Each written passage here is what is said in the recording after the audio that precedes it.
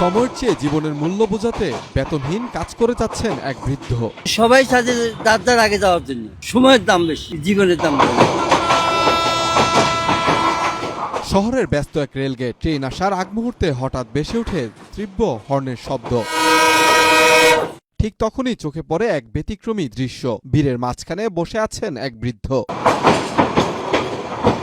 বাঁশের মাথায় বাঁধা একটি রশি টেনে নিজ হাতেই নামাচ্ছেন নিজের তৈরি বাঁশের রেলগেট। পথচারী ও যানবাহনকে থামিয়ে সতর্ক কণ্ঠে বলছেন, দাঁড়ান, ট্রেন আসছে। অনেক জোর করে যে না, এখন যাওয়া যাবে না, এখন যাওয়া যাবে না, আপনারা দেখছেন না ট্রেন আসছে। উনি তখন উত্তেজিত হয়েছে, তো ওনার এই ব্যাপারটা আমার খুব ভালো লাগে। বৃদ্ধ মানুষটি জানায়, নিজের দায়িত্ববোধ থেকেই প্রতিদিন মানুষের নিরাপত্তায় কাজ করে যাচ্ছেন তিনি। এইখানে মানবতার খাতিরে করছি, মানুষ যেন নিরাপদে পার হতে পারে, সেজন্যই নিজের ইচ্ছায় এই কাজটা করি। তিনি জানান, অসাবধানতায় প্রায়ই এই রুটে ঘটে দুর্ঘটনা। এই এলাকাটার মধ্যে অনেক কতগুলো লোক অ্যাক্সিডেন্ট হয়েছে। নেই কোনো ছুটি, নেই কোনো ক্লান্তির অজুহাত, নেই কোনো চাওয়া। মানুষ যাওয়া আসার পথে যে কয়টা টাকা দেয় সেটা দিয়েই কোনো মতে চলে যায় তার। ওই বয়সে চামো আর কি আমার সঙ্গে দিবেই, এখন চাইলে সেটা পাওয়া যাওয়ার মতো না। আমরা পাবলিকে যাতে চাইনি।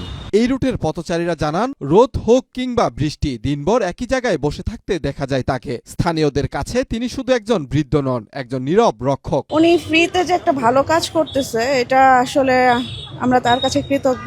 উনি কনসার্ন থাকে যে কখন ট্রেন আসবে। উনি অনেক সময় অনেক মানুষ যেতে চায়, উনার বিরুদ্ধে যেতে চায়। উনি এখানে বসে যখন ট্রেন আসে এবং যায়, গেটটা বন্ধ করে গেটটা খুলে দেয়। যেহেতু উনি বয়স্ক এবং নিজ ইচ্ছায় এই কাজটা করতেছে, আমার মনে হয় সরকার যদি অল্প কিছু টাকাও দেয় তাকে, তো আমার মনে হয় তার অনেকখানি হেল্প হবে। নিজের জন্মস্থান নিয়ে নিজে তেমন কোনো তথ্য দিতে পারেন না রেলগেটে বসে থাকা এই বৃদ্ধ।